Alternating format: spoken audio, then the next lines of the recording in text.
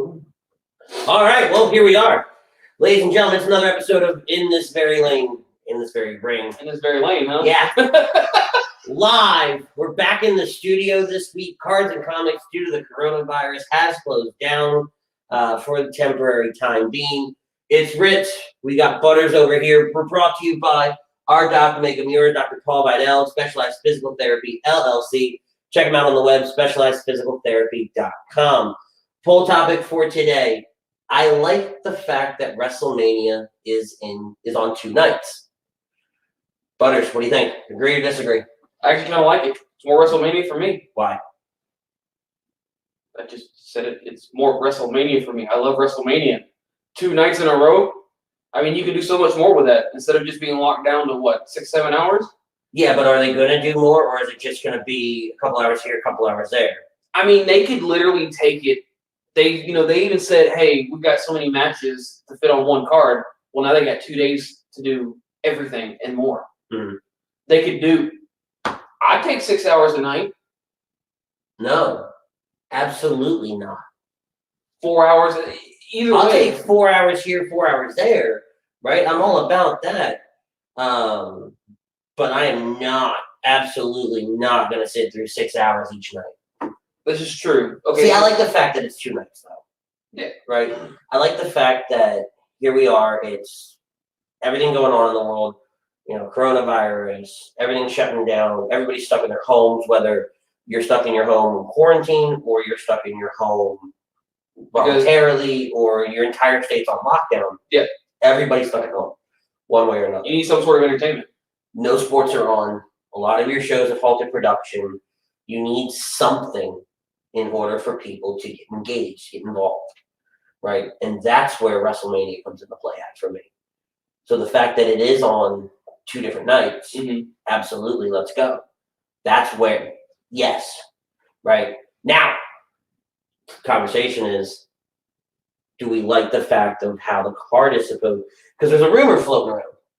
The rumor floating around is how the card's going to be broken up. Okay, what matches do you put on Saturday night? What matches do you put on Sunday night? That's because you got to put what means more. That's because you got to put a few of the top matches on each card. You can't just go have the lower card Saturday night, the top card Sunday night to get everybody watching. You need to mix it up. You do your typical pay-per-view night. Right. You got to you start off at the bottom. Work your way to that main event, and each night, because now that we got 2 titles, you put one of each title on the, you put the Universal one night, you put the WWE World Heavyweight one night. You don't do them both on one night. It make no sense. Absolutely. Which one do you put on Saturday night? Probably World Heavyweight. Goldberg versus Roman. You leave Brock for Sunday. Okay, why? I'm gonna keep asking you why. Absolutely. Yeah, no. The bigger draw would be Brock versus Drew. Mm-hmm. So you put them on Sunday night to get people to come in on Sunday and hey, here's our second day. Even if you're tired, this is the match everybody can want to watch. So we're gonna draw you in on the second day. Right. I mean, if we're gonna be honest with each other in every sense of the way, right? The fact that I just got back from mowing the yard, it's like 10 o'clock at night, whatever. Sorry. Sometimes comments just catch me off guard. No, but some people like to mow at night. It's easier. It's weird. But cooler. I think you obviously have to split the 2 titles up. I think you're gonna put Roman Goldberg on Sunday night. I think because they want they want Roman to be the face of the company moving forward, as they always have. They want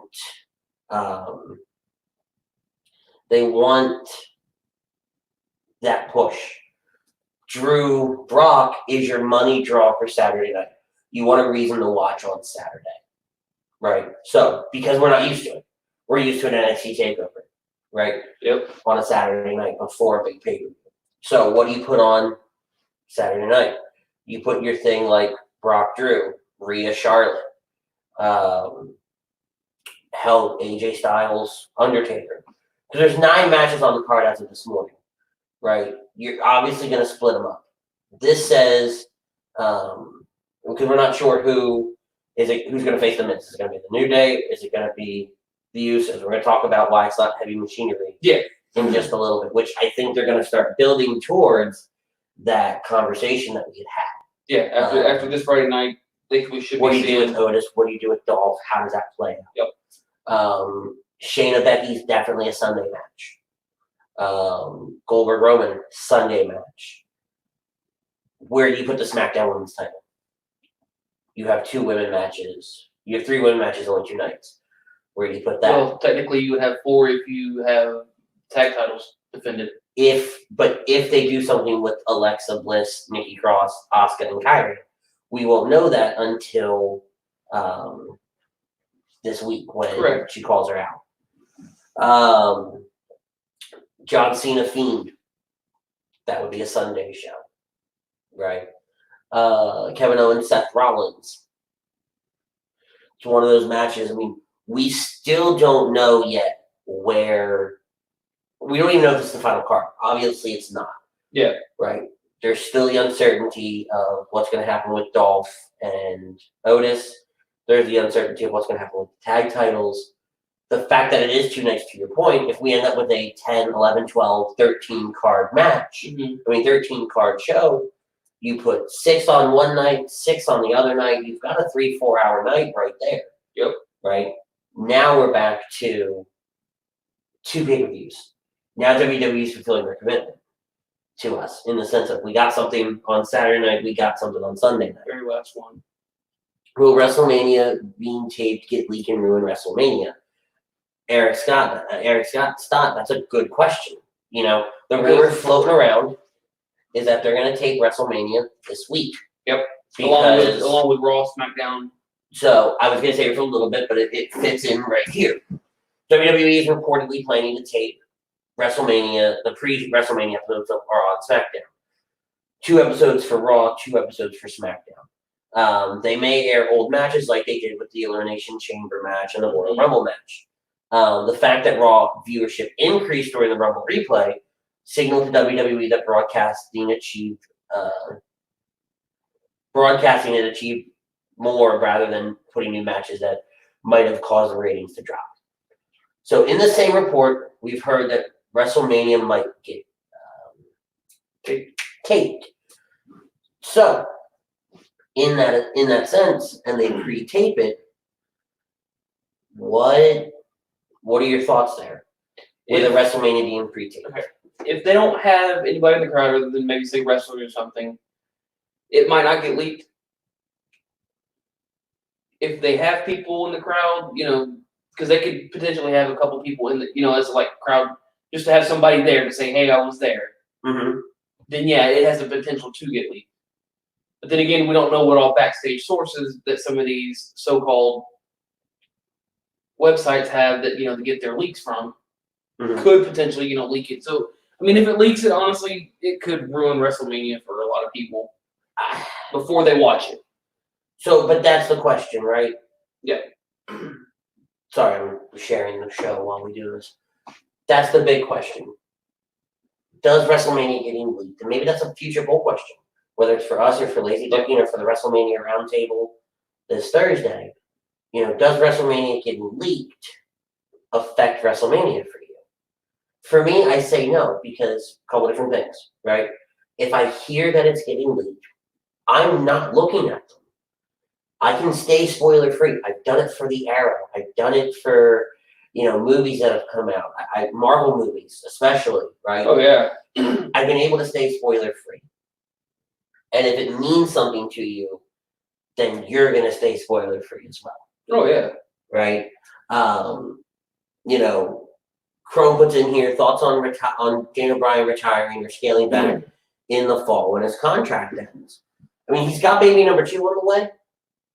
So I'm totally okay if he wants to scale back. I'd have to do some math on, because I think it was New Year's Day when they announced that Brie was pregnant. I don't give a damn about Nikki.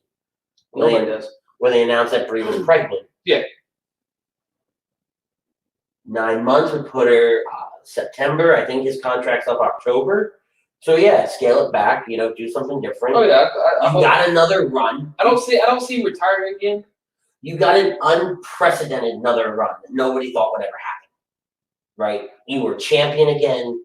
You had one of the great characters. You're having a great run now with Drew Gulak. Those two are future tag team champions by far. This is a great way to take somebody like Gulak and elevating him to that main roster mid-card status. You don't want to elevate him to the heavyweight title and then leave. Get him to that mid-card. Let him work to the main event scene. So I'm okay with that. You know, we saw it Tuesday night when Drew Gulak and Daniel Bryan faced off against Cesaro and Shinsuke Nakamura. And we know that, Bryan challenges Zayn to an Intercontinental Championship match at WrestleMania. He'll agree to it only if Drew Gulak can beat Nakamura. Gulak beats Nakamura. Bryan beats Sami Zayn for the title. Now you can almost set up Daniel Bryan versus Drew Gulak. Thoughts on Bryan? I mean, yeah. Bryan has, like you said, he's had an unprecedented run. He's been really good. Everything he touches is damn near gold. Mm-hmm. You know, so when it comes time for it, I see him more scaling it back than retiring. Because why are you going to retire again? I mean, because you've got another kid. Well, yeah, but he can scale it back to an appearance here and there instead of just, full blown. Well, that's what I'm saying. He still, he can still use that money for his kid. Yeah, but a retirement in WWE is never truly a retirement in WWE. This is true. This is right. You've got the ambassador role. You've got the all the different appearances, the Make-A-Wish, the Be a Star, all those different campaigns. Heck, what was it? Speaking of Make-A-Wish, somebody made a comment about the WrestleMania tapings, saying, bring a bunch of the Make-A-Wish kids to it. Have, Make-A-Wish kids. Absolutely not. I get Bring that. a bunch of What the hell are you on about? Bring a bunch of Make-A-Wish kids to WrestleMania? What? Yeah. So we're going to bring kids with some kind of illness around other people. But I'm just saying. Does everything fire up here before you open your mouth? Not right now, no. Okay, smart. Nothing's ever fired up there in a while. Poe says, 100% agree with your take on Bryan and Gulak great together, even if you don't agree with me, Ritz. No, so that's gone from Thursday night. Thursday night, I was grateful enough to be on Lazy Booking, and he said something, and I agreed with it, and no more than 5 seconds later, he said something else, and I completely retracted the fact that I agreed with him. So, wow. Yeah, he said something really dumb. I don't remember what it was, unfortunately. Let's see. Crone says, if I'm WWE, I'm pre-taping all the episodes left before Mania and sending everybody home for a few weeks. Oh, yeah. Absolutely. Well, and think of the other thing. You want WrestleMania to have a different feel, right? So naturally, tape this week, tape next week's, right? Tape them today, tomorrow, this weekend, however the hell you're doing it. Send everybody the hell home and take that time to transform the Performance Center. Give it a different feel. Give it that WrestleMania feel, but Performance Center wise. Well, because right now, when they're doing some of these shots. But if the other rumor is true, then it's not going to be just the Performance Center, it's going to be taped in multiple locations. I argue that one. Where the hell else are they going to go? Who's going to let them come in? I don't know. I'm just saying, But right now, nobody. Correct. Nobody in this, because everybody's in Florida right now. Nobody in the state of Florida is going to let them come in. See, Crow gets it. Crow gets it. What's your problem? I wasn't thinking, damn it. Get him, Crow. Get him. Crow, I say dumb shit often. True story. I've listened to you on some of these shows. Yes, you do. But no, I don't want it in multiple locations. I want it all under one roof. Too many times have I watched some of these entrances and these people come out, and it has a very NXT feel for me. Which there's nothing wrong with that. Yeah. At all.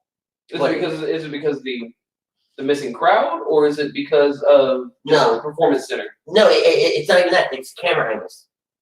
Camera shots. So like when they're coming out on the ramp and they do that side bit, where you see the stage and they come off this way on the TV, like they're coming across your TV this way, but you're looking at them this way.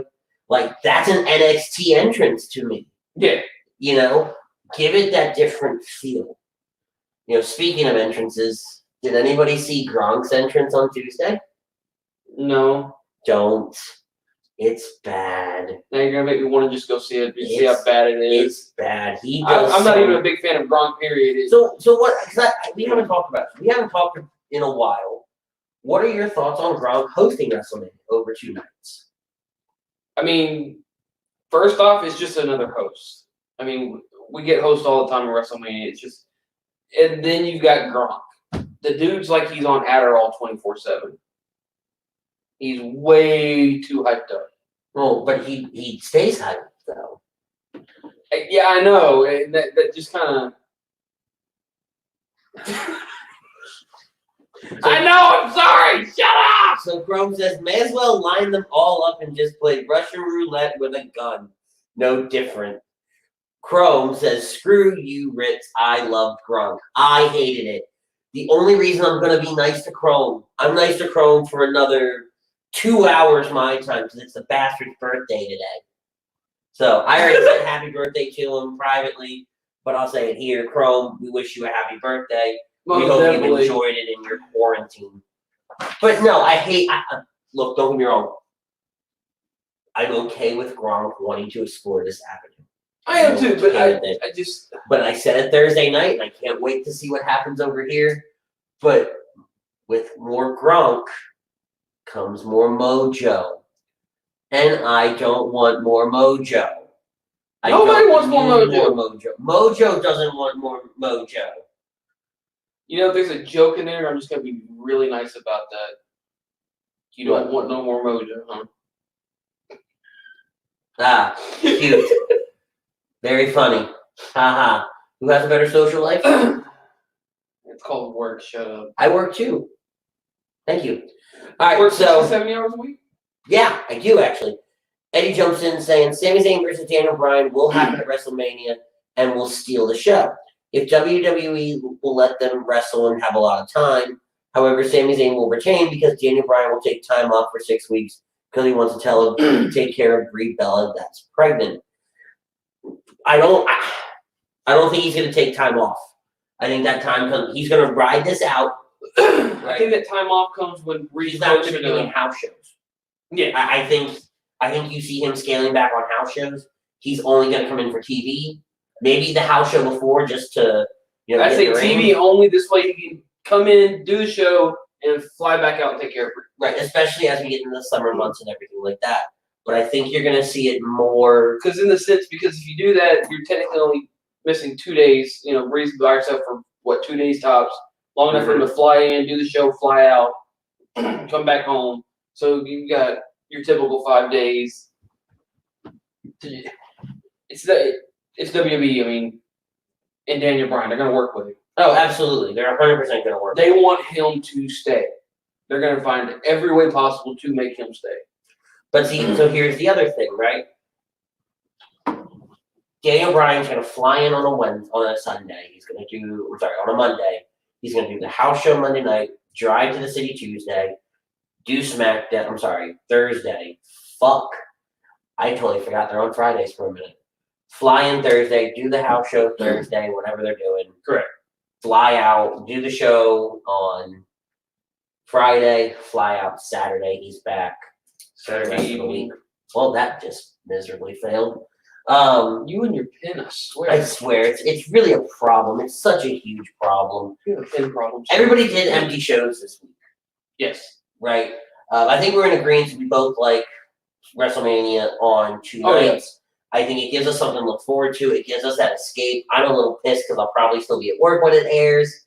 So, I've never missed a WrestleMania in 28 years. I don't plan on missing a moment of it now.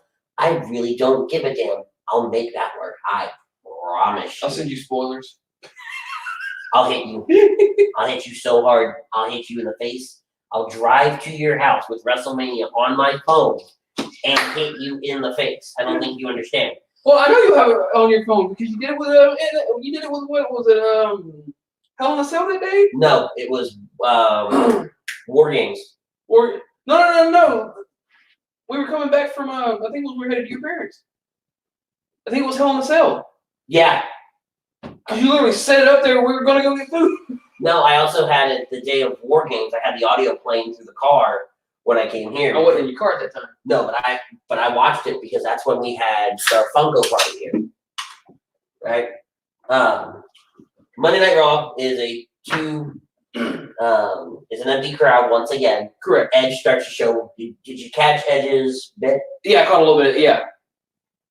And So that is one. He was one pissed off son of a bitch, and I don't blame him. I really don't blame him. I mean, you heard my wife. I'm gonna be a little pissed off too. Well, and the fact that he was coming back to ascend. Beth's original announcement was that he was going to retire. Correct. But now he's going to kick Randy Orton's ass at WrestleMania in a last man standing match, which we're still waiting. That's another match. Yep. Right? So, I mean, we still got probably 4 or 5 matches that haven't been announced? So, Edge and Orton, tag title match, IC title match, US title match, because you know they're all going to get defended. Ziggler Otis. That's 5. That puts us at 14. That puts 7 on each show. Oh my fuck. What? That puts 7 on each show. So it's 2 pay-per-views a night, 4 hours. Let's No, they're going to do like 5 or 6 hours. I guarantee you. We're all sitting here going, oh yeah, this is going to be great. I don't think any of us truly realize what we're getting ourselves into. I still like it. The only thing I ask for is, a couple R-Truth segments throughout the weekend. If they don't have R-Truth showing up, they got to figure out a way to make it work. I saw it on Facebook. If they don't have R-Truth showing up at Raymond James Stadium the day of WrestleMania, and wondering where everybody's at, it is a travesty. It is a missed opportunity. It is sad. Damn it. You got to figure out a way to make it happen. That and having wear, a face mask, just as he's showing up to Raymond. No. Come on. So wait. Let me see if I understand this correctly. 10 minutes ago, you're okay with bringing in, the Make-A-Wish kids. I told you my brain ain't functioning. No. We're going to talk about this. You're okay bringing the Make-A-Wish kids in for WrestleMania. But hey, R-Truth needs to go to Raymond James Stadium, which is empty, and put a mask on. Yeah, okay. It's R-Truth. It's not going to make sense. No. That doesn't even make sense for R-Truth. You're stupid. You are a sad, strange little man, and you have my pity. Little no. All right, you're a sad, fat man, and you have my pity. Thank you. Anybody else tired of Rey Mysterio and Andrade? I'm tired of the whole lot of them. We need Andrade and Humberto at WrestleMania, and we need Humberto to take the title. I need Zelina to side with Humberto just because that would be great for me. No. I'm just tired of the whole all 4 of them in general and having the same matches over and over between the 4 of them. Oh, why?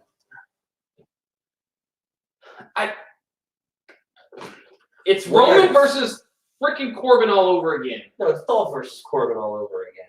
No. Roman versus Corbin in 1,000 matches. Were you there at WrestleMania 32, the night after Dallas American Airlines Arena, Beach Ball Mania, Corbin versus Dolph Ziggler, the first of like 75 matches over the next probably 7 months?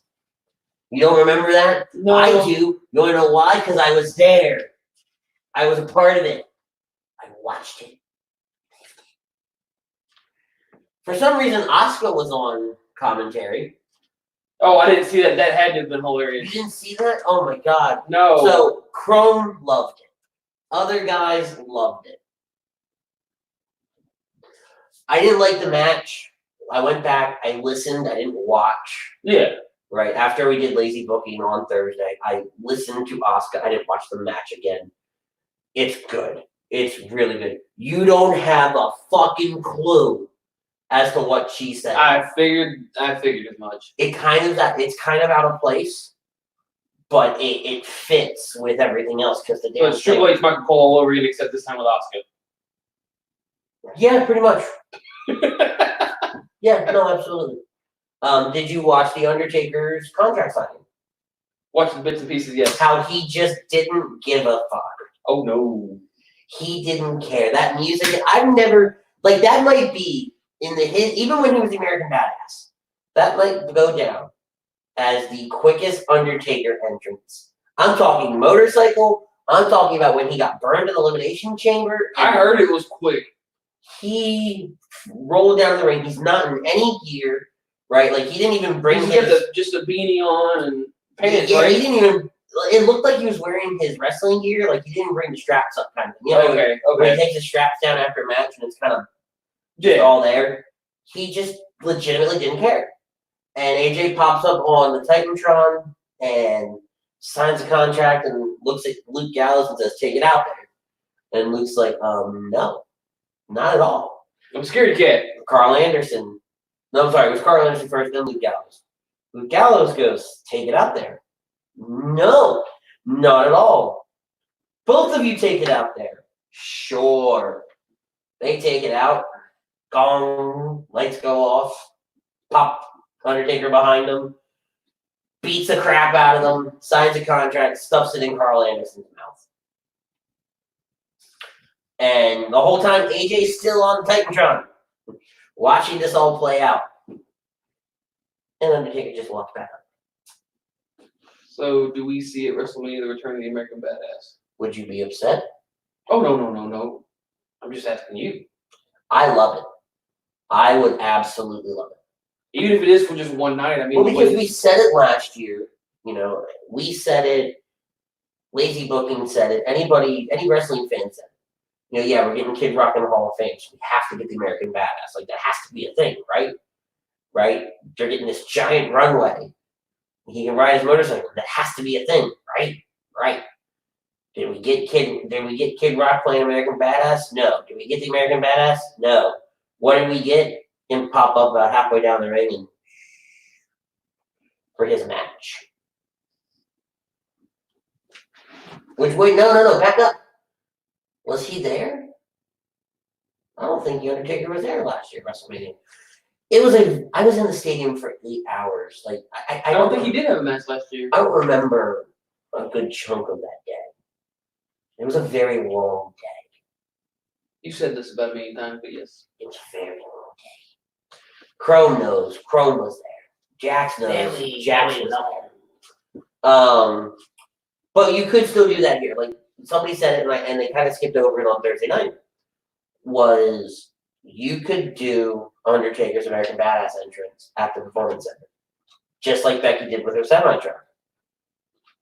Ride the motorcycle in, right? You can't ride it into the building because it's not an arena. There's no big doors to bring it in like that. I don't think.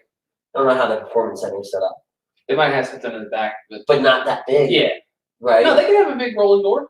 Maybe. It's a Performance Center. I mean, it's warehouse style. Maybe. That's a push, but where's the door in comparison to how do you get to the ring? Like the ring area. Well, yeah, but they can set that up. If they do, I'm talking like they're not knocking down walls, but no. I'm saying they could set. You know, say the doors behind like commentary. They could just rotate. Yeah, right. But again, we're assuming things. We don't know. We don't know how the Performance Center is laid out. But here's my favorite thing about that. Becky showed us, because Becky shows up in her customized semi-truck, which I thought was great. Becky shows us that can be happened. That can happen, right? That can be done. So how would you do it? Here's how I would do it. AJ comes down to the ring, does his thing, everything like that, and he's waiting. Gong, gong. And then you hear the engine rev of the motorcycle, right? They use the engine rev of the motorcycle to kind of meld the musics together into American Badass, and you just see him rolling down the street like. Well, they either do American Badass or they do Rolling. Ooh, it's gotta be rolling. It's gotta be rolling. And Pete said it Thursday night. You gotta have Michelle in the back of the motorcycle. Oh yeah, just have her out there, helping out. You can't bring up Michelle and not have an appearance from her. I was going to say, Michelle's been part of the storyline the whole time. So I mean, screw it, why not? You can absolutely find a way to incorporate Michelle and still stay within CDC guidelines. I can't believe we're having that conversation. Michelle McCool and the CDC in the same sentence. That was a joke about 15 years ago. I'm just saying. Becky cuts a promo on Shayna Baszler, how Shayna's life's a lie. Baszler watches from backstage. Solid promo. They're obviously not They're obviously not letting these two really get physically involved until WrestleMania. Have you also noticed Raw and SmackDown? Not a lot of matches.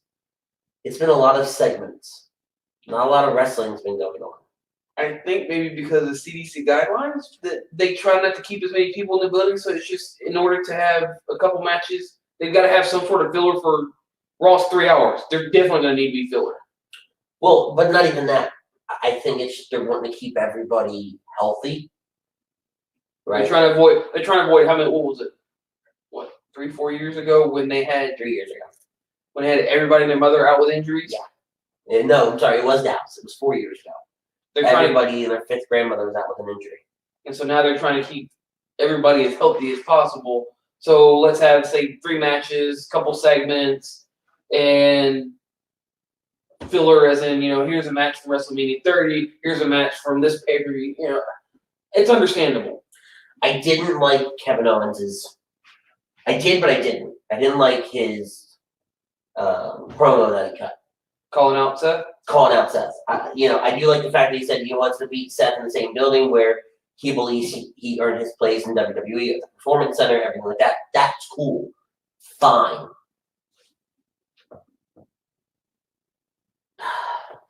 But I don't like that he did it backstage. Right? Come out to the ring and do it.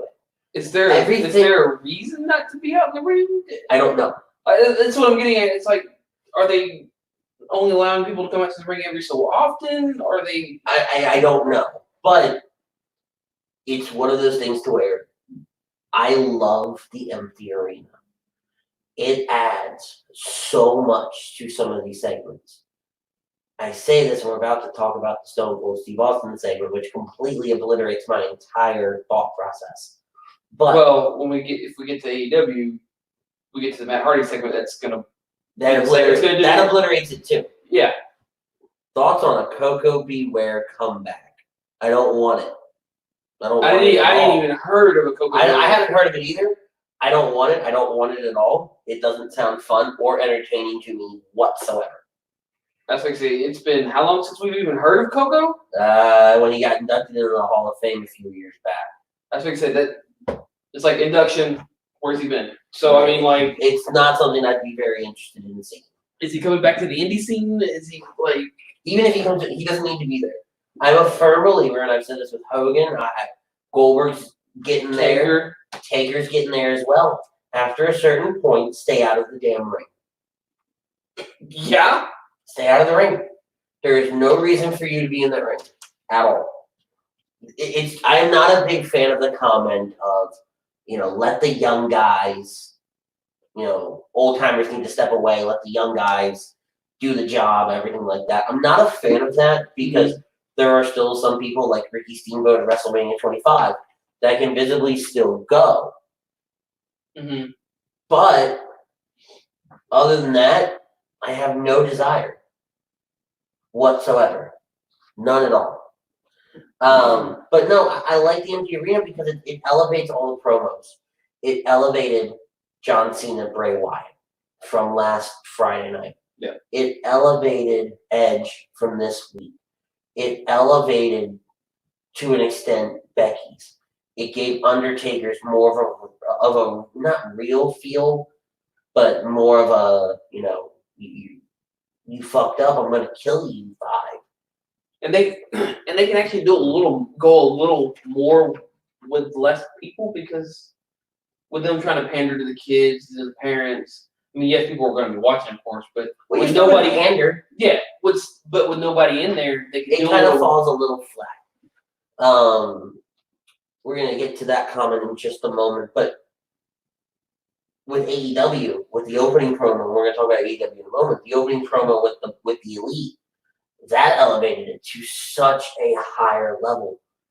Brody Lee, another level, right? It seems like, though, with both shows, Monday and Wednesday, your final segments kind of fall flat.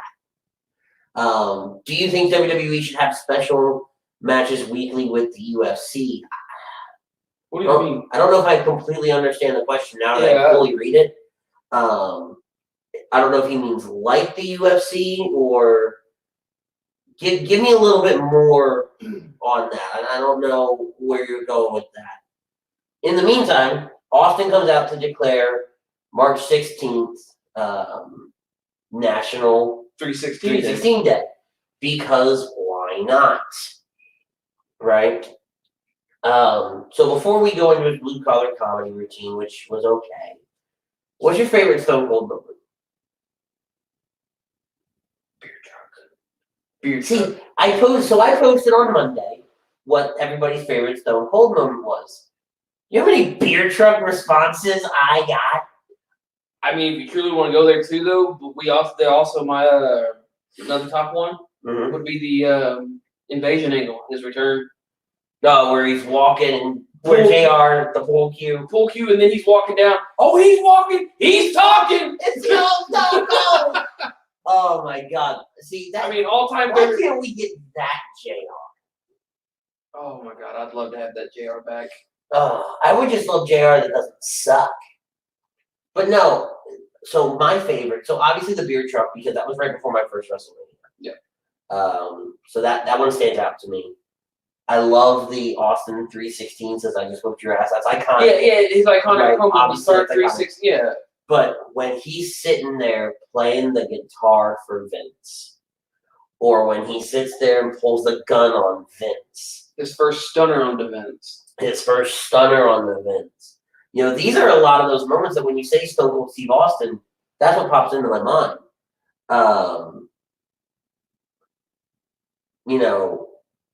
Brian Pillman, going to Brian Pillman's house and Pillman pulling the gun on him. Oh, yes. I forgot about that one. His stuff with Eric Bischoff later in his career.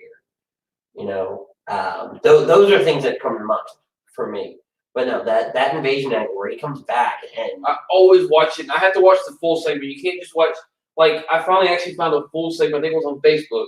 They actually have. It's like 9 minutes where Undertaker and all that. Yeah, so you had the meeting. Yeah, and you had the I saw the same thing. And I'm like, this is what I want to keep watching over and over. And I always watch that segment. It's so fun, especially then when he gets coming down in the ring, all the stunners, and I'm just like, I'm still. The only thing I don't like about that segment, when you watch it back as many times as I do, the WCW guys they miss a lot of their marks, right? They're not used to taking a bunch of stunners. Some guys can take it really well, some guys can't. I think he hits RVD first, and RVD gets stuck under him, and then he goes to hit someone with another person with a stunner, and it just doesn't look good. That's also a case of too many people in the ring. Right, absolutely. And the stunner's a move that you gotta have enough space. Right, you need a little bit of space. Brutus the Barber Beefcake. Where are we coming with some of these questions? Brutus the Barber Beefcake, your thoughts? I've listened to enough 83 weeks to know I don't give a damn about Brutus the Barber Beefcake. If you ever get the time, I'm going to see when we're off the air. I'm going to see if there's a supercut of it. You need to listen to Eric Bischoff rip Brutus I'm quoting now, Brutus the fucking Barber Beefcake. You need to listen to Conrad Thompson rip Brutus, again, quoting, the fucking Barber Beefcake. It's insane how much they can't stand. I mean, I've been listening to Jim Cornette on YouTube here lately. Oh my God, Cornette on YouTube is my favorite thing. I've been listening to his recent stuff. And I don't listen to his recent stuff. It's had me rolling. Go back. Jump. Yeah. To quote Conrad Thompson, jump in your Wayback Machine and go the hell back. And there are some where you actually see Cornette, not this stuff where it's just a picture and there's audio. Well, some of those pictures are making me you actually see Cornette and to see the anger and the rage that builds up in this man about like somebody like, oh, I don't know, Vince Russo. That's my favorite. I've been listening to the best who I've been listening to lately is Cornette. It's just he keeps me rolling. One thing that I want to listen to, and I want to do it before our show next week. Apparently, Jericho had Matt Hardy on his show. Oh Lord, that's gotta be a good one. Oh, you know it's got to be good. It's Matt Hardy, unfiltered, because he's now no longer WWE, so he can unfilter himself. Are we going to talk about how Byron Saxton comes into the ring during Stone Cold's segment and gets kicked in the dick? You mean Mr. Balls of Steel? I'm going to call him Mr. Balls of Steel because Stone Cold apparently had to get x-rays the next day on his fucking foot from kicking him in the balls. You do know that, like, he was... I get it. I'm just saying. I guarantee you that's sarcasm. Hey, I'll just call him Mr. Balls of Steel from now on. Please don't call him Mr. Balls of Steel. That's so weird. Like, beyond weird. Becky Lynch comes out and she joins him, and the two have a beer bash. Austin gives Saxton another stunner. If you watch the WWE exclusive, you have the Street Profits come out. They both get stunners for their troubles. Becky gives Byron a stunner. It's like a 5-minute thing, and it's to a point where it's kind of weird. That's exactly. The Street Profits getting the stunner kind of threw me off. Oh well, no, because it's Austin. He's going to stun everybody. The fact that Becky didn't get a stunner surprised me, especially after she stunned him before. But do you see when Montez gets stunned, he actually hits the cooler? Nuh-uh. Go back and watch it. The cooler's right there, and like the top of his head, not super hard. Yeah, but still, you know it had to hurt. And he's kind of just meh. So dream match. God, I don't even know. Like, a lot of my dream matches have happened over the years. Yeah, because we're getting the older guys to come back. Obviously, I would want Undertaker Sting, but we're about 20 years too late for that. That's probably the one that I've never gotten that I'd want to see. That's the one that nobody's gotten that we wanted to see, but it's, again... At this point, I'll just settle for, like, just a face-to-face. Give me that. No shit. I'd be okay with that. I mean, honestly... AJ versus the old Rey Mysterio? Or hell, even AJ versus Eddie. Ooh, AJ Eddie would be good. That would be a good... Usos Young Bucks would be good. New Day Young Bucks would be good. The stuff they've teased over the years. My dream match would probably be impossible at this point. Which one? Well, Undertaker Sting, right? Well, yeah. But I'm talking about, because my dream match, I would pick somebody from AEW that's never fought somebody from WWE and let those two fight. That would be what I would do. Yeah. Right? Or Tessa Blanchard, who we've really heard nothing of, nothing from in a while, versus Charlotte. That'd be And I would need, for this program, Flair and Tully to have some kind of thing. And you have to have Arn Anderson be like the special guest referee so he can keep everybody at bay. And like that would be fun. I'm sorry, but now that you got 3 of the 4 horsemen, just bring the 4th one in for some damn reason. Which one do you bring in though? Fucking bring the rest of them in. I don't care. Shoot. There's like 80 of them. The original. I don't know if Ole's still alive. I thought Ole was still alive, but I could. And you don't want Ole. From what I hear, he's just a grumpy sumbitch. I'm just saying, you bring it at this point. You've got 3 of the original 4 horsemen, so just bring him in as a ring keeper and a commentator. Shut up. Just say screw it. But I get your point. That would actually be a really good match. Let's go to AEW. Okay. Did you watch the opening monologue? No. What did you watch this week? Did you watch anything? Have you come to this show prepared at all for anything? I watched the reveal.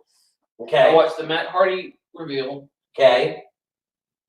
I watched some of SmackDown with the Bailey segment, the Otis segment. I watched a few things. Work's kicking my ass right now. So you really watched SmackDown, is what you're telling me? In a sense, yes. Okay. So when we're done, I wish I would have known this prior. When we're done, you need to watch the Cody Rhodes bit in the beginning. I'm not going to tell you anything about it, right? But just know, by far, like, right behind his promo early on in Dynamite, this might be his best promo that he's done. Okay. Because it's a real promo. It's so better than, like you said, better than his first one? No, almost as good as his first one. Okay. Almost as good. But he goes along the lines of, while everything's closing down, like kind of like what Triple H did Friday night. Mm-hmm. He talks about, we're your escape. We're here to entertain you.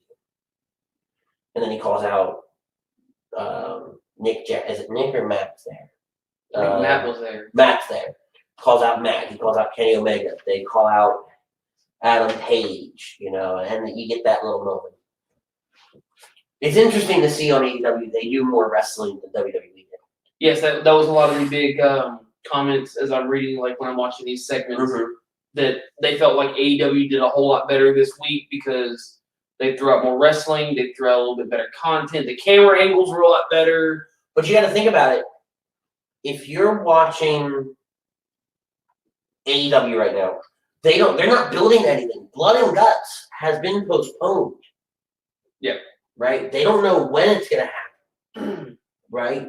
Next week, we get Chris Jericho versus Matt Hardy with zero build, zero anything, for no reason whatsoever.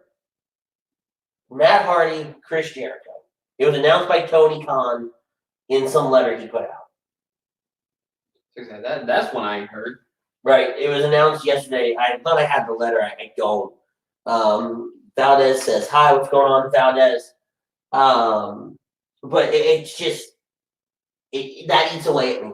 Why? I mean, haven't they had the match before? Like, even in WWE, I'm just saying, haven't they had fought before? So, I mean, what would you build up? This is a totally different Matt Hardy, though. If they've had that match, and I don't know if they have, right?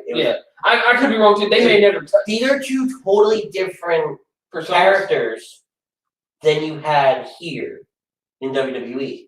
Matt Hardy was a mid-card guy or a jobber at that point. He served no purpose. This is very, very clearly in a box. Broken Matt Hardy. I mean, maybe they're just trying to get more people to watch this week. I mean, that could, hey, we're gonna give you a big match this week. Just come watch us. Maybe. What bothered me is when Vanguard 1 comes in, Taz, who was there during the Broken Universe bits, he doesn't recognize him. He just kind of says, oh, hey, there's a drone. Jackass, that's very clearly Vanguard 1. Yeah, I knew it when it popped down. Right? What do you think of the Brody Lee entrance? Well, reveal. I was sitting there going, so who is it? I'm thinking, I wasn't thinking Matt Hardy. I was like, it's too obvious. I'm thinking somebody, off scenes, indie. I'm looking and it's like, and then they reveal it's Brody Lee, and I'm like, Brody Lee. And then I see the face. It's like, makes a good Dark Order leader. So here's off that cult person, that cult character that he played with. There you go. Thank you. Here's two things that I have a problem with. Three things. One, when they cut to do the big video package, you see him coming out. Like they I guess I missed that one. They might have fixed it in editing. Oh, okay. But when I watched it, it was a clip on YouTube. On Twitter. He comes out. You see him coming out. Two, I didn't recognize his voice. That's my only problem. Three, he didn't really. Any other son of a bitch that says Gronkomania. No. Gronkomania is not. That's it. That's what they're opening up. That's what they're going to open up with. Welcome to Gronkomania. No. Get it off my screen. No. Welcome to Gronkomania. Now, I will say this, though. Of course, we're going to get Gronkomania's running wild. You're going to get all the jokes. All of them. There's apparel out for this. Oh, I didn't go WrestleMania t-shirts? There's apparel or the out for apparel. Gronk. I thought I had it pretty readily available. I didn't realize they already made merch this quick. They already made merch for it. Like I said, I thought I had it. Yeah, here it is. It says Gronk Mania. He's got 2 T-shirts and 2 cups. Cups. 2 of those like fitness cups, those blendy cups. Okay, I mean, I guess it ain't that bad. I mean, it just says Gronk on it. Damn it. Gronk Mania is running wild. No. That's going to be the part that's going to frustrate me about WrestleMania. What? Is Gronk. Damn it, Greg!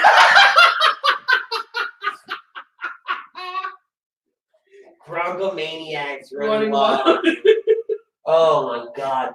Guy hasn't watched wrestling consistently, and that's what he pulls up with. Okay. But back to Brody Lee. His move, or him hitting the discus clothesline. I've always been a little hit about it. But did you see how he started it off? No, I missed it.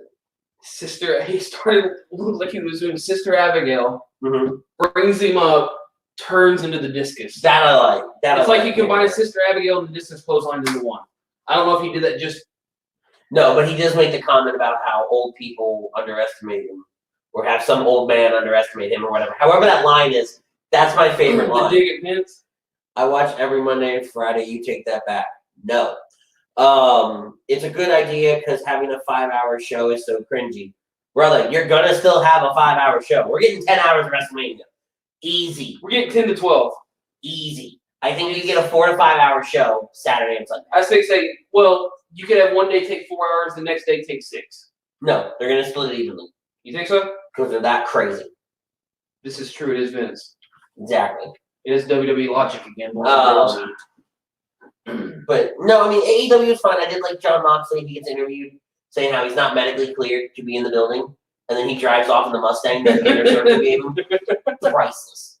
The Matt Hardy, reveal. It threw me off because he's standing there not saying anything. And I guess if the crowd was there and the voice, it would make more sense with him not saying anything. Correct. He's so used to doing that, and the crowd saying it, not him saying it. So he's just there. The facial features is what But what? And I said this Thursday night, and I'll say it again. I'll say it every day until it won't happen. He should have come out. Don't forget that Vanguard 1 should have flown in and hover, and that's the end of the goddamn show. Give me a reason to tune in next week. Have Jericho, because Jericho can cut a promo on a stick of butter.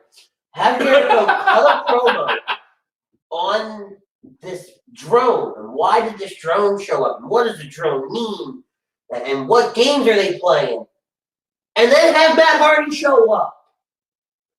Give me that. Don't give me everything all at one shot. You're not doing any good. You're not doing me anything whatsoever. And that's where AEW's going to learn from their mistakes. Right? I've said it once, I'll say it again, I'll say it 1,000 times till I'm heard and understood. AEW is WCW light sometimes. That was TNA in the beginning. Right. Absolutely. Everybody's WCW light. But then again, it was also said, hold on, I think I have it on my phone. That's impressive. You actually came prepared. Go friggin' figure. I do. I always take screenshots when I see shit that actually makes sense. Oh, cute. Funny. Let's see. People that complain about AEW picking up WWE cast-offs seem to forget that Steve Austin, Undertaker, Mick Foley, Triple H were all WCW cast-offs. Exactly. Also, Ring of Honor cast, somebody, this is all a whole Twitter feed. Ring of Honor cast-offs, Rollins, KO, Bryan, Sammy, Cesaro, Cole, Ciampa, Fish. He goes in, let's see, TNA cast-offs, Lashley, McIntyre, EC3, Joe, AJ, Morrison, Rude, Woods. New Japan people goes on and more and more. We get the point. But yeah, congratulations, you figured this out. People start someplace, go some other place, and then return back home. Exactly. So, I mean, you call Drew McIntyre's perfect example. Drew starts in WWE, gets the hell out of the country. Correct. Leaves the damn country, goes home, creates a huge name for himself, right? Drops the title to Grado in probably one of my favorite wrestling moments of all time, and comes back and now is a Scottish psychopath. Yeah. Right. Went to Now TV for a while, picked up. Now he's main eventing WrestleMania. And I think that's what some of these wrestlers need. When they get to they start at WWE, WWE's just like, I'm tired of you. You were the new shiny toy. Now you're dull. Here's my new shiny toy. Leave. If you can make a name for yourself outside WWE, great. If not, then they knew what they were doing. So we've already touched on Daniel Bryan, Drew Gulak. Paige shows up via Skype.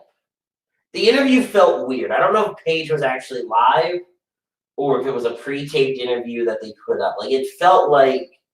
I think somewhere somebody said it was pre-taped. It felt like things were mismarked. And like Bayley and Sasha didn't see the promo maybe beforehand. I don't know. But so now at WrestleMania, you have Lacey Evans, Dana Brooke, Tamina, Naomi. That one threw me for it's like the Tamina one was hysterical. Bayley, she still works here?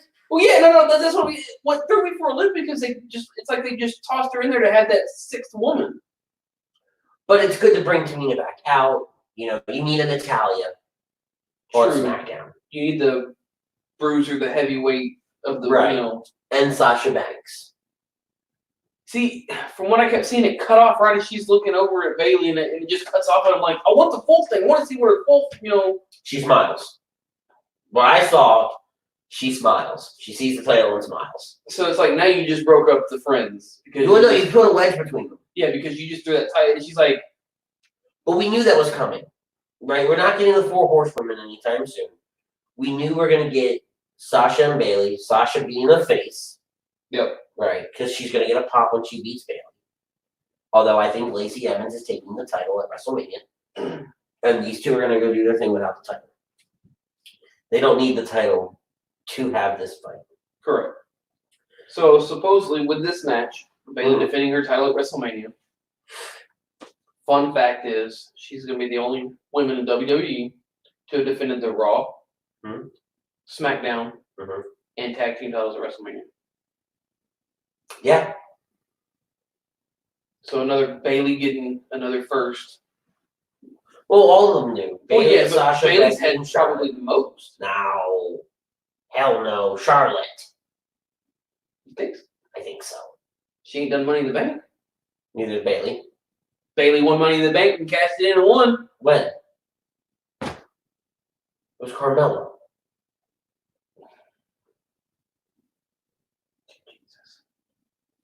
Bayley won Money in the Bank, SmackDown Money in the Bank, and cashed it in. When? I don't remember when she cashed it in, but she cashed it in. She had won Money in the Bank. I'm looking this up right now. Dear Jesus. Don't dear Jesus me.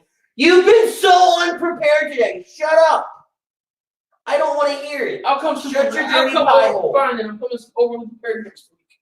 2019 is when she won it. All right. I stand corrected. Actually, I said corrected, but you know. One half dozen the other. And who did she beat, though? Was it Charlotte?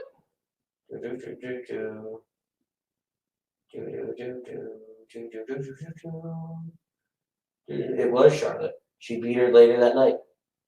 Okay. But I think she's the one with the most first, as of right now. I don't know. We'll figure that out and have that argument later. So, Masked Hero Campus, Masked Hero Campus says, how can WrestleMania be 2 nights? Listen, we need Brock defeated and defeated bad. I agree. Plus, the man has a Samurai Jack. Oh yeah, Picture, so I'm all in. You can't disagree with Samurai Jack. But WrestleMania being 2 nights, there it is. WrestleMania being 2 nights, very, very simple, right? You take half your card on one night, half the card being on another night. Since you're not doing TakeOver, you've already got that time allotted in on your programming for your schedule anyway, because it's all on the WWE Network. Well, they also canceled TakeOver, so and they promised, because that's network special. Yeah, but they also get to pick up more money from pay-per-view buys. Tamina probably replaced Carmella because Carmella beat quarantine with Corey Graves in New Jersey. That's actually a really good point. I forgot about the. I didn't even think about that because Corey hasn't been at the Performance Center. Correct. That's a well done. I didn't even think about that, my man. Yeah. That might be comment of the night. Yeah. You don't get anything for it, but that might be comment of the night. Otis losing his mind. Bro, the dude almost made me cry because he was crying. Yeah. Like as a fat man, you feel for Otis. I had to feel it. I was watching this thing. I'm like, don't do it. Want to see Otis? No. I'm sitting there going, do it, hit him with a chair, kill him. Did you see like this? Somebody showed the screenshot of him. Looked like he had the chair and Dolph like he was just pulling from. It looked like he was about ready to just because like if you don't know the scene sentences. Let me speak slower. Let your brain catch up. I know it's hard for you today. You didn't watch the video and you're just looking at his picture going, what the fuck is he doing? Mm-hmm. Because you don't know that he's pulling him over and Dolph had the chair with him. Yeah. It just looks like Otis is about ready to just snap both of them in half. I did think it was funny that they showed Bray Wyatt and John Cena at WrestleMania where John Cena wins. But this is what started it all. Yeah. So you have to show that, let people get their mind on. WrestleMania 30? 30. Yeah. So we're at 35? 36. 36? Math. Brain. Stupid. Duh. Yeah, that's fine. The Miz and Morrison segment, though, was great with the ham and, the bacon. He goes, we're supposed to be ham, but we couldn't find ham costumes. Like, he just breaks the fourth wall. Straight up. Everybody keeps interrupting the ham, but we're bacon. We're bacon. We couldn't find ham costumes. Oh, my God. It was gold. But no, Otis levels everybody. Yes. That was the one. Like I said, I watched the whole segment. He did a really good job, but right there at the end, I was like, don't cry because you're going to make me cry. No, let him cry. I know, you did cry. I almost cried myself. But I think we're going to get that match at WrestleMania, and I think that's what I'm looking forward to a little bit more than anything else. I think we're going to get Mandy. We're going to get that moment, Mandy and Otis. But I want to see where Sonya falls in on this. We ain't seen enough. Because, come on. She's got to be part of that storyline somehow. We'll figure that part out. Well, but no, that could happen at WrestleMania. Very well, that could happen. And then from there, we'll see. So the Otis Dolph Ziggler thing will kind of take a back seat after WrestleMania, and we'll see the Mandy Sonya thing, kind of take off from there. Sounds good, yeah. All right. So other than that, I really don't have anything wrestling related for the rest. There wasn't a lot of news. I mean, there's nothing going on. Well, nobody can really do anything. Right. What did I have? Let's see if I have anything. Accomplishment. Oh, you accomplished something. Yay! Pretty good. What? You? What about me? All right, moving on. Yeah, no, you're good. So, second part of the show is brought to you by Cards and Comics Connection up in Conroe. Obviously, yeah, they're closed or we would be there tonight. But so with the second part of the show, what we're going to do is like I said last week, we're always going to talk something a little bit different, right? Last week we did the deep dive into the DC animated universe, starting with Batman the Animated Series in 1992, leading all the way up to the end of Justice League Unlimited. Well, now, and I kind of teased it last week, now we're going to talk Young Justice. Young Justice was a show that debuted in 2012, right? 2010, I'm sorry. Debuted in 2010, ran till, well, so here's the thing. It runs till 2013, and then takes a 6-year hiatus. Okay, that's what makes it so, okay. Yeah, it takes a 6-year hiatus before it comes back in season 3 on DC That's right, Universe. because everybody was just clamoring for more. Right, well, because of how it ends. How season 2 ends, with Vandal Savage shaking Darkseid's hand. Like, that's the final scene. Is Vandal Savage, who's been a thorn in the Justice League side for 2 seasons, going up to DC Comics Thanos and shaking his hand. And then 6 years later, we see what happens. Yeah. But literally, like, they shake hands, like a week goes by. Young Justice is canceled. Ah!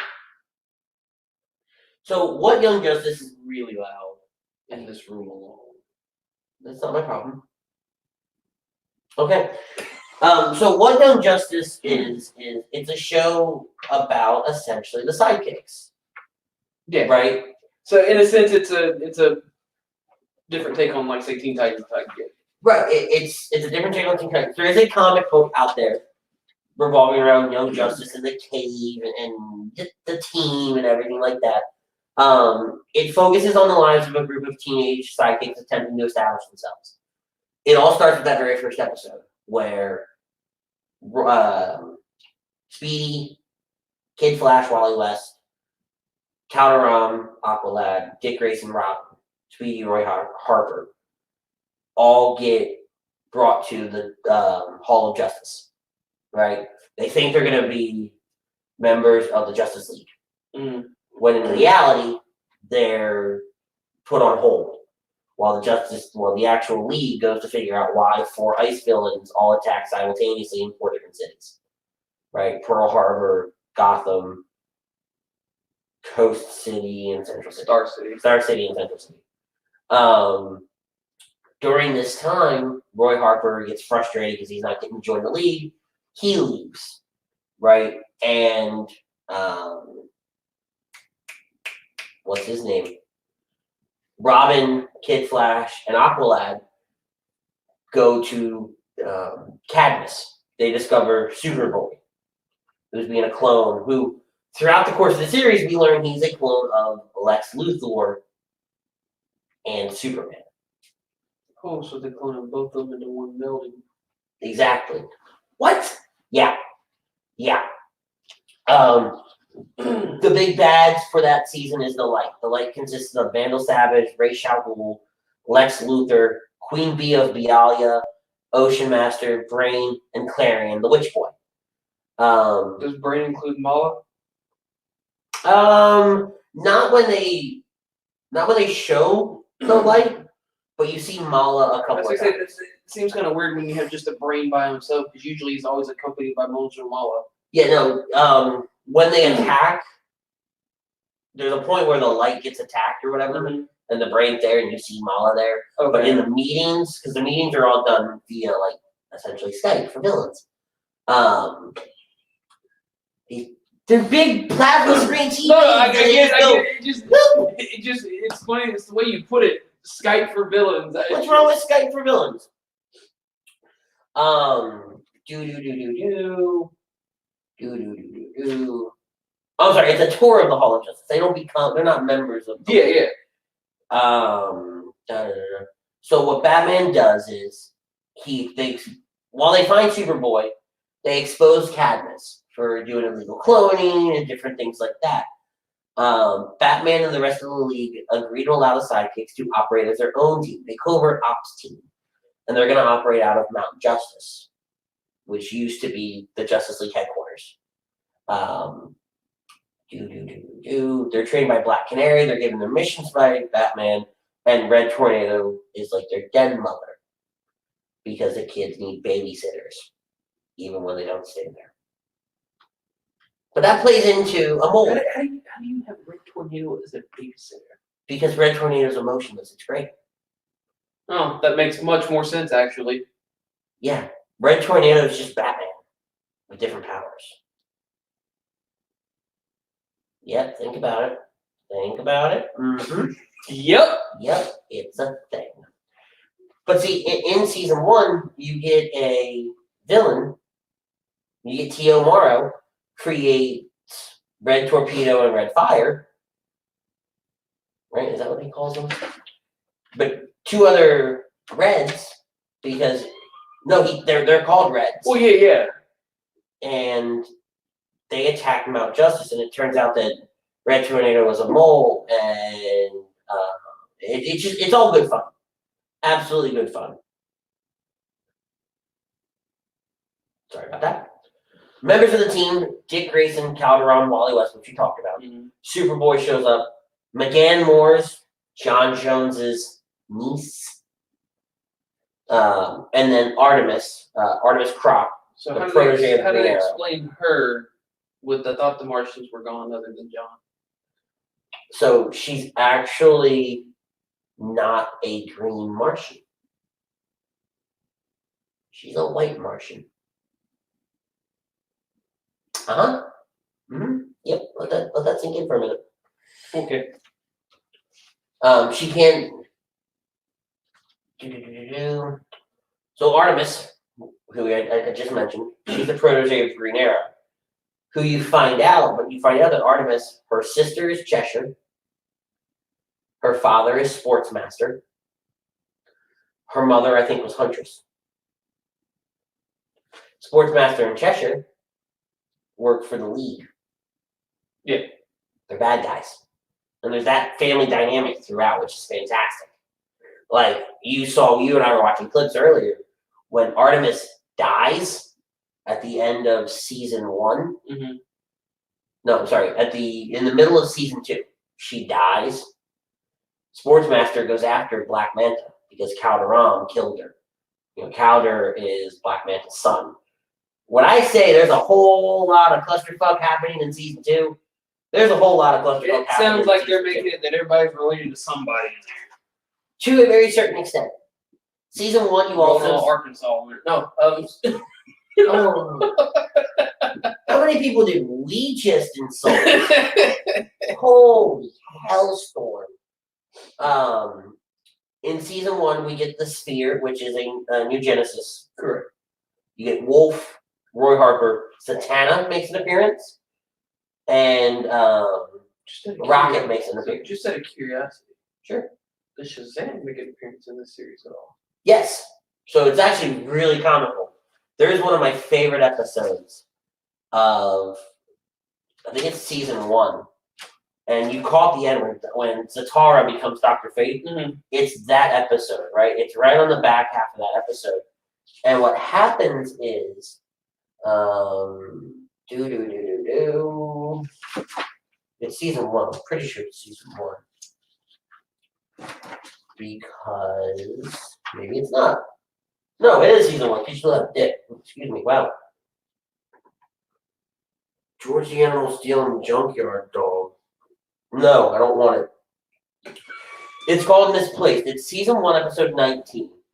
When every adult on the planet disappears because of a spell cast by Clarion the Witch Boy, Wizard, Wotan, Felix Faust, and Blackfire Thorn, only the team, Zatanna, and Billy Batson are left to figure out what's going on.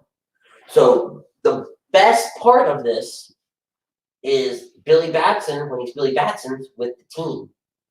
As soon as he says Shazam and becomes Captain Marvel, he's with Zatara and Batman. He's the bridge between the two worlds. The 5 Dark Lords of Chaos, or whatever the fuck they're called this week, separate the two worlds. Mm-hmm. And it's so funny, there's a scene where Billy's in a plane with this girl. She has her pilot's license, and she's flying them, and it clicks over to midnight. And she goes, "Oh, it's my 18th birthday." She disappears. So Billy's left flying this plane by himself.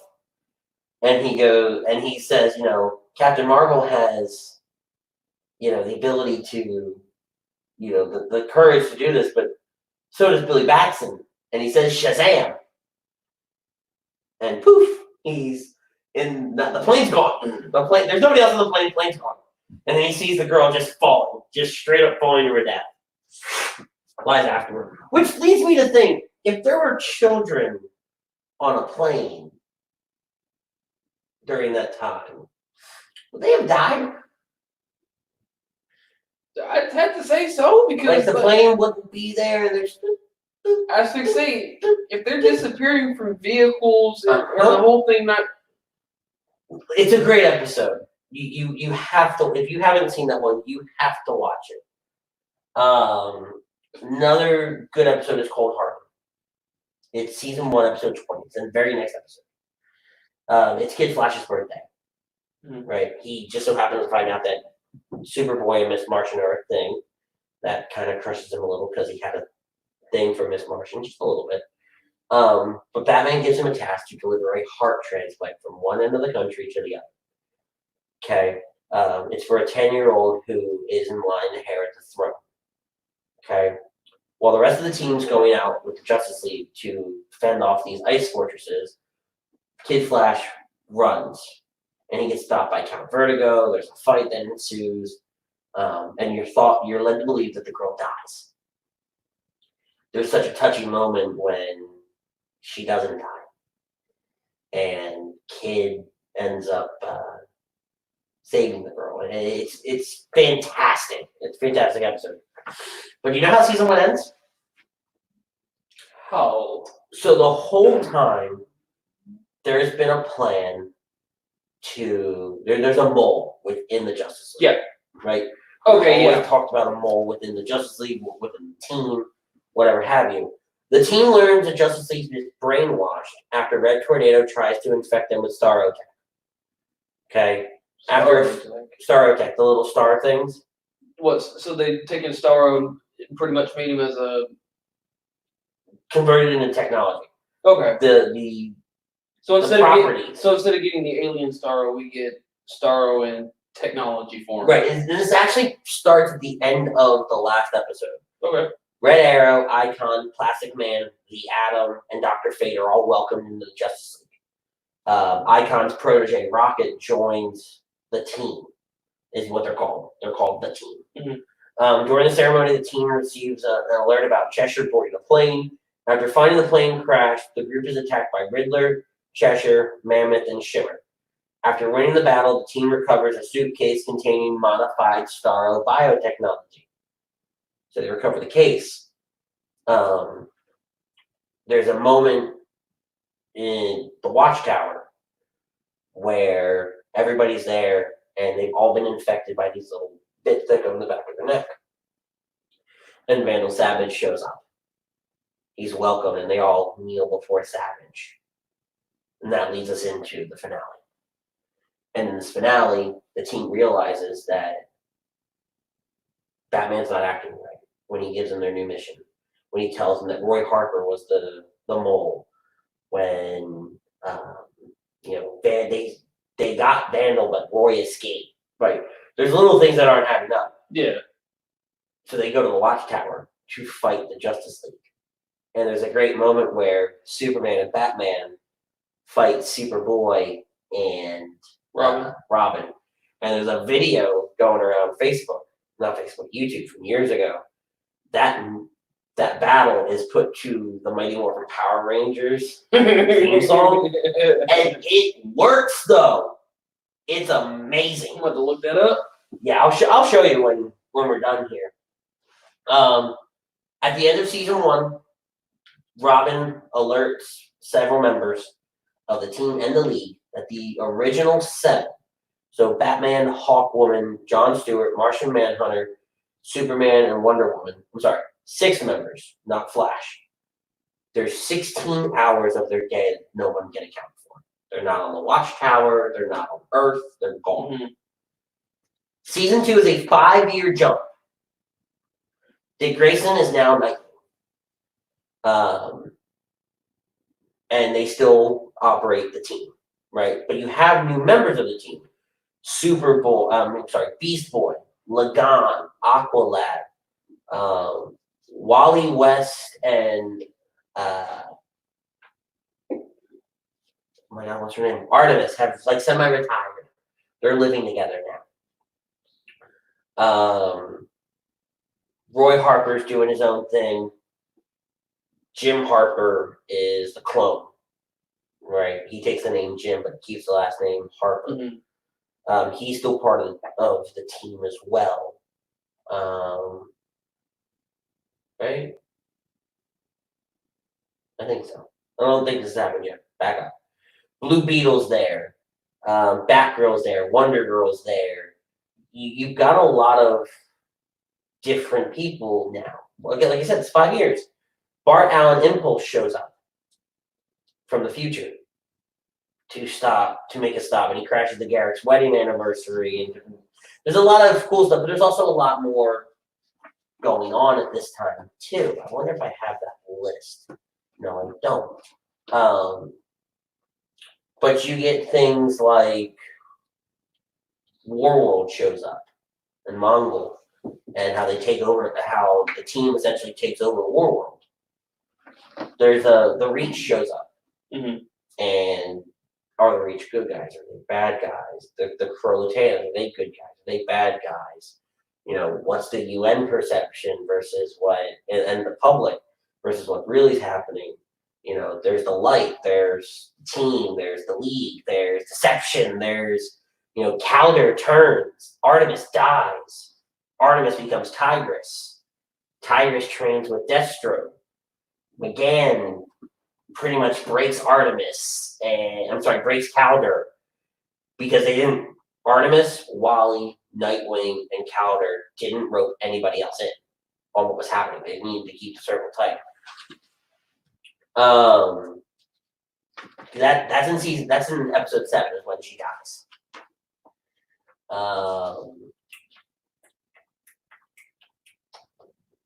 What is the other episode I wanted to point out here? Obviously, you saw the ending where Kid Flash dies. Yeah. Right. And we talked about how Vandal Savage ends up taking over Warworld for himself, and he goes to Apocalypse where he meets Darkseid.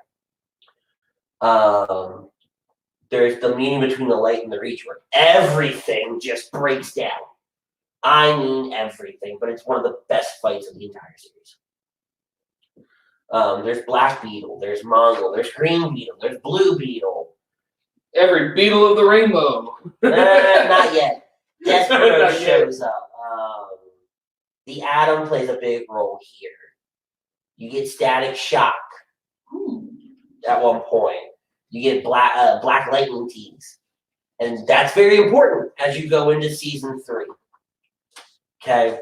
Season 3 is called Outsiders. Season 2 is probably the best drama. There's so much drama throughout here. And you learn a lot of the characters' backstories in Young Justice. Okay? And she still blooms. I don't know what you're talking about there. Interesting note, and I didn't notice until doing the research for this show. The first letter of every episode of Young Justice Season 3 spells out prepare the anti-life equation. You know what the anti-life equation is? Yeah. But I'm like, okay. Yeah. And as I read it here, it's all of it. Yep.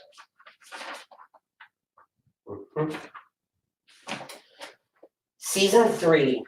So Season 3 was on DC streaming platform, DCU. They released 3 episodes a week. And those 3 episodes were typically an arc.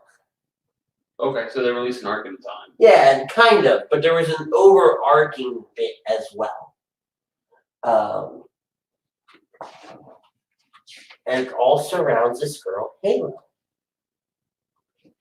Halo's the anti-life equation. Ultimately. She's the key to the anti-life equation. And she takes over the Justice League. You know, she's kidnapped by Granny Goodness, and there's mind control. And I mean, did I not pick it up? Oh, damn, I didn't pick it up. I had an entire list. Maybe I did. Maybe it's back here. Oh, no, I do have it. So Season 3, you get a lot, okay? Because there's multiple teams. In the very first episode, Batman leaves the Justice League. Okay, yeah, it's typical Batman. He quits the Justice League. And then people quit the team.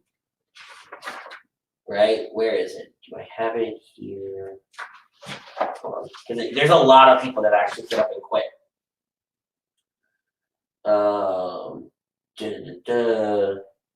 Black Lightning resigns. Here we go. Because of restrictions set off by UN Secretary General Lex Luthor, yeah, I know what I said, Batman and Green Arrow, and their respective proteges on the team, so Nightwing, Batgirl, Robin, Artemis, who's Tigress, they all bail. They leave the team, and other Justice Leaguers resign in a pre-planned move to operate as vigilantes again. Black Lightning resigns, but because of an incident that happened on the planet Ray.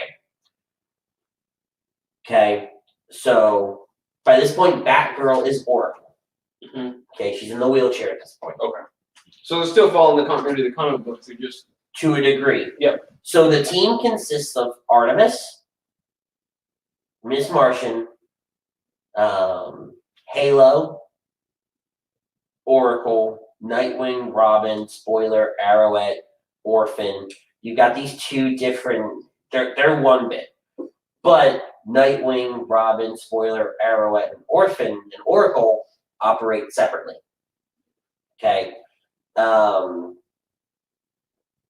The Outsiders, which are a public team, Beast Boy, Wonder Girl, Blue Beetle, Kid Flash, Bart Allen, Static, Geoforce, El Dorado, Cyborg is here, Forager, who's a bug, Terra, and Superboy.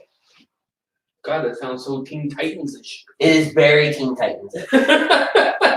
Like, There's a lot more Justice League in Outsiders. You see all the teams playing together, right? And how there's a lot of what's the word I'm looking for here. There's literally like 5 different teams all operating at the same time with one goal in mind because all the leaders are in on it. Wonder Woman, Calder, Batman, Nightwing, they're all in on it. mm-hmm. Right? Miss Martian, she's in on it too. She keeps Superboy in the dust. They're engaged. Yeah, it's totally a thing. Other side notes, you get Daniel Brickwell, Brick from the Arrow series. Clarion's still there. Deathstroke's still there. Lady Shiva, Ultra Humanite, Count Vertigo, Black Spider, Ocean Master, Sports Master, a lot of masters here. Mad Hatter, Shade, Devastation, Icicle Jr. Icicle Jr. Yep. New Gods, you get Darkseid, Desaad and Calabac, Granny Goodness, Big Barda, G. Gordon Godfrey. Well, Godfrey. You said Big Barda. Did we get Mr. Miracle at any point? I don't think you see Mr. Miracle. It's kind of hard to see Big Barda without Mr. Miracle, honestly. Nah, it's pretty easy. You just don't draw them. Smart ass. Malefic is there. Mantis. Literally, this is the biggest lineup. The Doom Patrol's talked about here. Oh, wow. Suicide Squad talked about here. Metahuman Youth Center has people like Livewire, Mist, the Forever People are shown again. Infinity Inc. is talked about, which was in the Wonder Woman movie. Other characters that don't suit up. Lois Lane is seen. Zatara is back. Garth or Tempest. Lobo. Cat Grant, who made her name in Supergirl. Silas Stone. Cisco Ramon. Dr. Moon. Iris West Allen. Queen Mara. Ra's al Ghul. Jay Garrick. I saw another one. Wally West Kid Flash is shown again. Jason Todd. Really? Mm-hmm. Is he shown or mentioned? He's mentioned. Well, no, I think he's shown. I'll show you. Talia al Ghul's holding Damian Wayne. So this takes place during this 2-year gap. Talia and Batman have their affair. By far, Young Justice is probably one of the best, right behind Justice League, is the best DC animated show out there. Yeah. It had a cult following. It still has a cult following, right? Unfortunately, you clearly didn't watch enough of it to have a conversation about it. But it's if you haven't watched it, you totally need to give it a look. Oh, definitely. That's one of those things I can I'll throw it on that list of stuff to watch. That And I'll show you a couple things before you leave tonight. So next week. Well, first things first. I actually do want to talk about one thing. Sure. What do you got? It is nerdy. I did save it. Okay. I don't know if you saw the article this week. I had to talk about this because it's just the names. The New Warriors, the comic books. No. What about it? So they're coming out with Meet the New Warriors and Marvel trailer design sheets. So we're coming out with a new lineup for the New Warriors. It says created by Emmy-nominated writer Daniel Kibble-Smith and rising superstars Luciano Vecchio. Classic New Warriors of the 90s will reunite to introduce the New Warriors of 2020. Okay. So the names are what kills me, and then part of the description. So we had Trailblazer. She's a girl, regular kid scooped up in the world, teenage superheroine. She has a magic backpack. Move on. D&D-ish that she can pull anything out of. Random. I quit. It gets better. No, it doesn't. Screen time. Tell me she's on her phone all the time. A meme-obsessed super teen. Move on. No. Whose brain became connected to the internet after becoming exposed to his grandfather's experimental internet gas. I know way too many people like that. Move on. But his basic powers is he can instantly Google any fact. He can see augmented reality and real-time maps. Because he's constantly connected to the internet. We see a pattern here? This sucks. Be negative. No. Be negative. No more. A teen living Make vampire. it stop. No. A teen living vampire exposed to Morbius's blood. Okay, so next week. Hold on. No This is the more. last two. Last two. No, these are the last two. Nobody's watching this. Psychic twins. One is a cryokinetic that can make cryokinetic shurikens. The other one makes shields. They're called Snowflake and Safe Space. I actually heard about that. I thought that was a gag. That's for real. This is for real.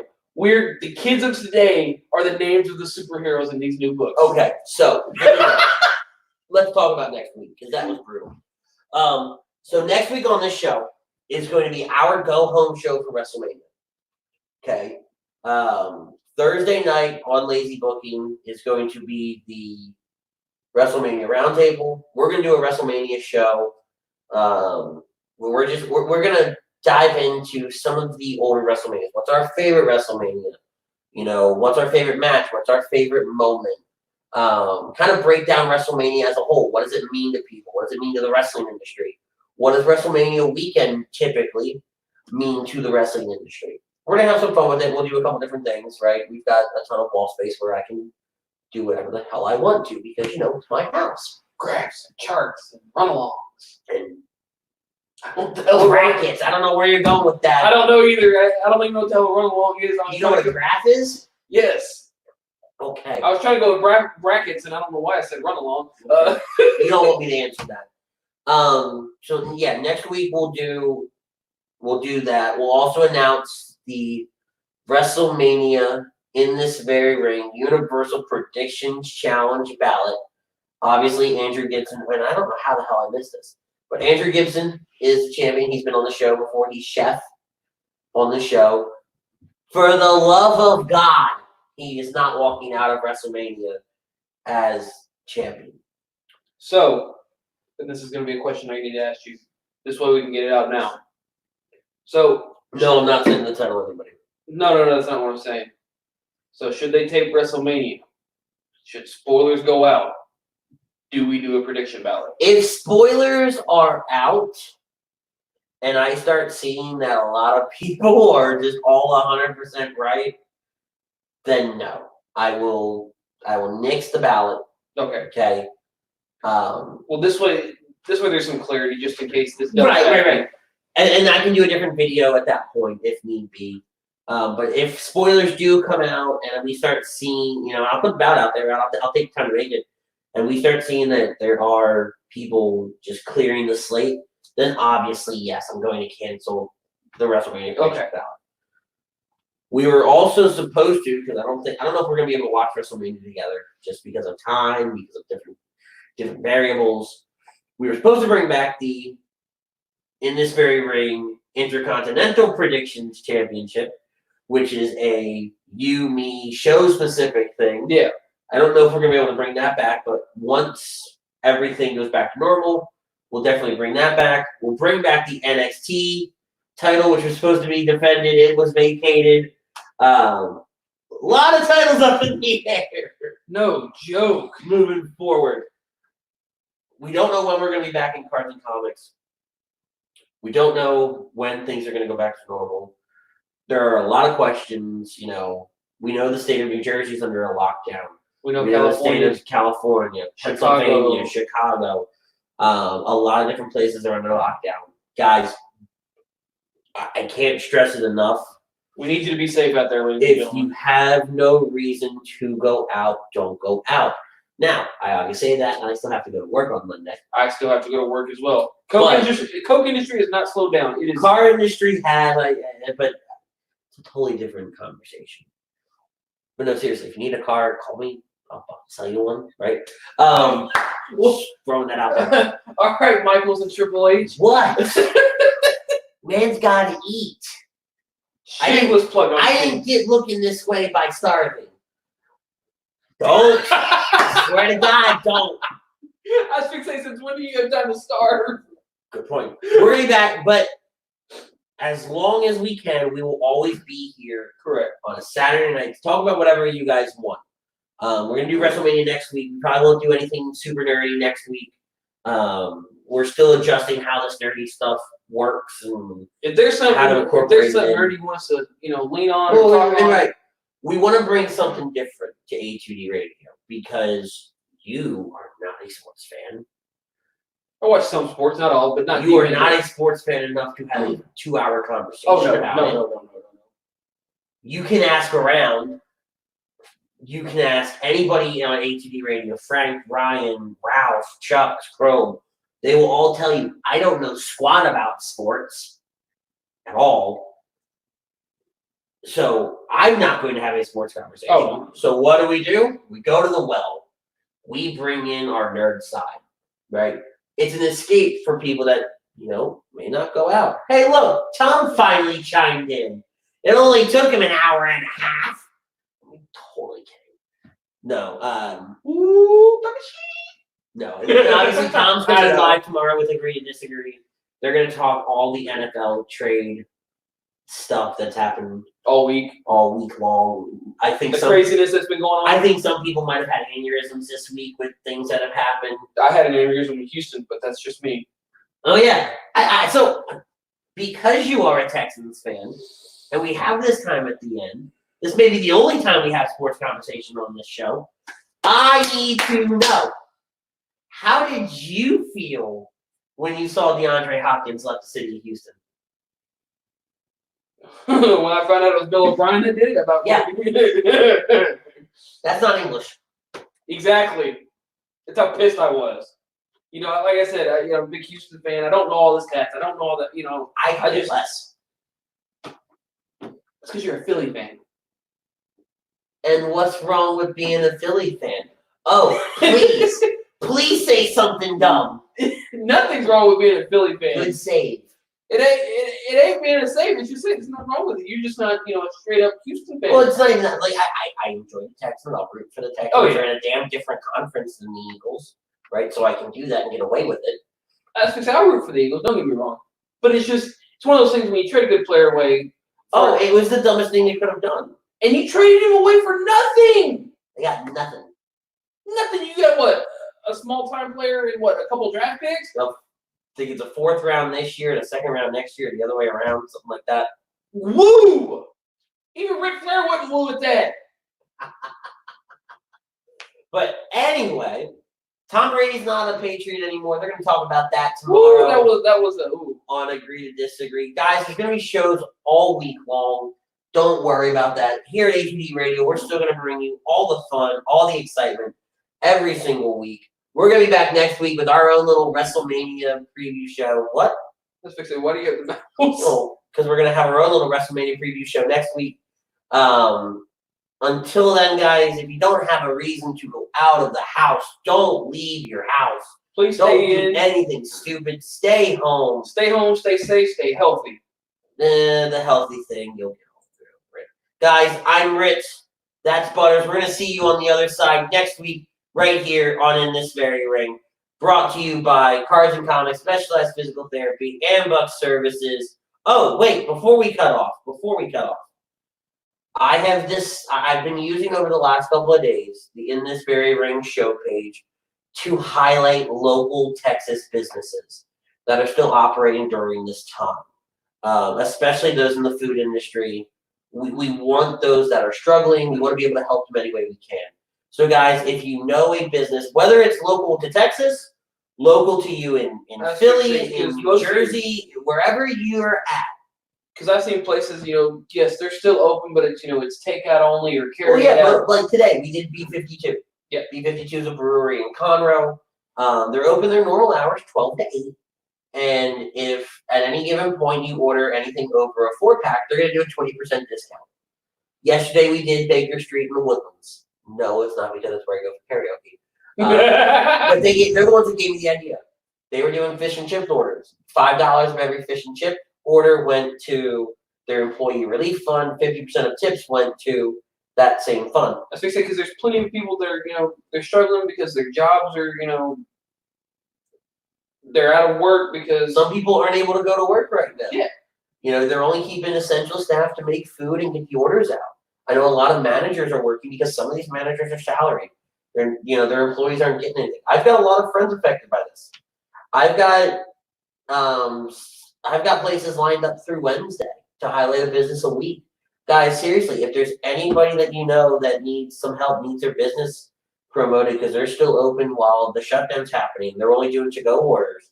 Let it be local. I don't need a McDonald's. I don't need a Wendy's or some fast food joints. We already knew we're going to stay open. Even some big name. I don't need it. If they're local to your area, the small time local. I want to know. I want to be able to help them out and promote them and show them a little A2D love from the fam out there. Guys, like I said, we're gonna get out of here. I'm Ritz. That's Butters. We'll see you next week for In This Very Ring.